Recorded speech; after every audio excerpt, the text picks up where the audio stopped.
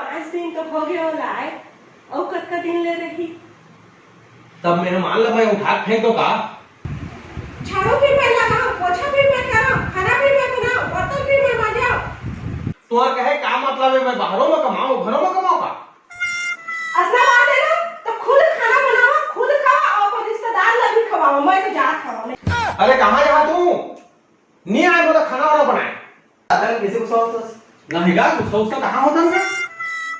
भैया इतना दिन हो गई यहाँ तुमन के यहाँ हवा हो अम्मा मन फोन किया था घर जाता हूँ तुमन ना बढ़िया शांत रहा खुश रहा और मैं जात हूँ घर।